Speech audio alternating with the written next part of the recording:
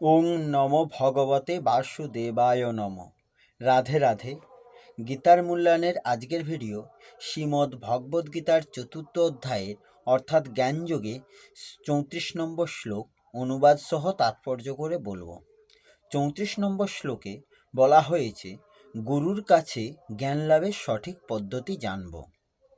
34 নম্বর শ্লোক সংস্কৃতে বলা হয়েছে, তদ্ধিদি প্রণিপাতেন পরিপ্রশ্নেন সেবয়া উপদেক্ষন্তি তে জ্ঞানং জ্ঞানিনস্তত্ত্বদর্শিন।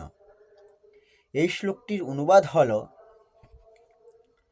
সদ্গুরুর শরণাগত হয়ে তত্ত্বজ্ঞান লাভ করার চেষ্টা করো, বিনম্র চিত্তে প্রশ্ন জিজ্ঞাসা করো এবং অকৃত্রিম সেবার দ্বারা তাকে সন্তুষ্ট করো, তাহলে সেই তত্ত্বদ্রষ্টা পুরুষ তোমাকে জ্ঞান প্রদান করবেন।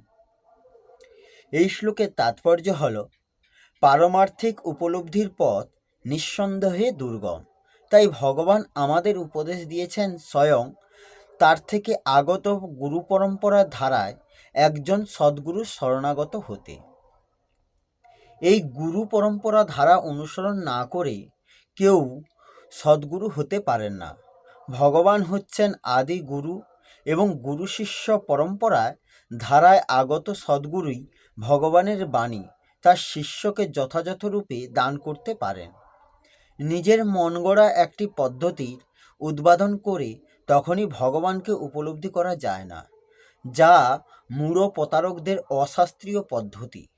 শ্রীমদ্ ভগবতে বলা হয়েছে, ধর্মং তু সাক্ষাৎ ভগবৎ প্রণীতম, অর্থাৎ ধর্মের পথ স্বয়ং ভগবানই প্রত্যক্ষভাবে প্রণয়ন করেছেন। তাই জল্পনা কল্পনা বা বৃথা তর্ক বিতর্কের মাধ্যমে কখনই সঠিক মার্গের অগ্রসর হওয়া যায় না, অথবা স্বতন্ত্রভাবে গ্রন্থ অধ্যয়ন করার মাধ্যমেও পারমার্থিক জীবনে উন্নতি সাধন করা যায় না। পরম তত্ত্ব জ্ঞান লাভ করার জন্য কৃষ্ণতত্ত্ববেত্তা গুরুদেবের শরণাগত হতে হয়। সর্বান্তকরণে তার চরণাম্বুজে আত্মসমর্পণ করতে হয় এবং সম্পূর্ণ নিরহংকারী হয়ে কৃতদাসের মতো তার সেবা করতে হয়। আত্মতত্ত্ববেত্তা সদ্গুরুর সন্তুষ্টি বিধানই হচ্ছে আধ্যাত্মিক জীবনে উন্নতি লাভ করার গূঢ় রহস্য। যুগপতভাবে তত্ত্বানু অনুসন্ধান এবং আত্মসমর্পণ পারমার্থিক উপলব্ধির জন্য যথার্থ পন্থা। আত্মসমর্পণ ও সেবা না করে কেবল প্রশ্ন করে কখনোই এই তত্ত্বজ্ঞান লাভ করা যায় না। গুরুদেবের পরীক্ষায় শিষ্যকে অবশ্যই উত্তীর্ণ হতে হয় এবং যখন তিনি শিষ্যের মধ্যে ঐকান্তিক বাসনা দর্শন করেন, তখন তিনি তার শিষ্যকে পরম তত্ত্বজ্ঞান লাভ করার আশীর্বাদ প্রদান করেন।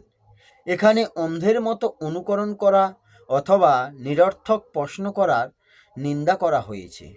শিষ্য যে কেবল শ্রদ্ধা সহকারে গুরুদেবের উপদেশ শ্রবণই করবে তা নয়, তাকে আত্মসমর্পণ, গুরুদেবের ঐকান্তিক সেবা এবং তত্ত্ব জিজ্ঞাসার মাধ্যমে ওই জ্ঞানের যথার্থ মর্ম উপলব্ধি করতে হবে। সদ্গুরু সর্বদাই তার শিষ্যের প্রতি স্বভাবত অত্যন্ত কৃপাপরায়ণ। তাই শিষ্য যখন বিনীত ও আজ্ঞা অনুবর্তী সেবায় সর্বদা তৎপর থাকে, তখন জ্ঞান ও তত্ত্ব জিজ্ঞাসায় বিনিময় পূর্ণ হয়। এই হল শ্রীমদ্ ভগবদ্গীতার চতুর্থ অধ্যায়ে জ্ঞানযোগের 34 নম্বর শ্লোকের অনুবাদ সহ তাৎপর্য। আসবো পরের ভিডিওতে। রাধে রাধে। জয় শ্রীকৃষ্ণ। জয় গীতা।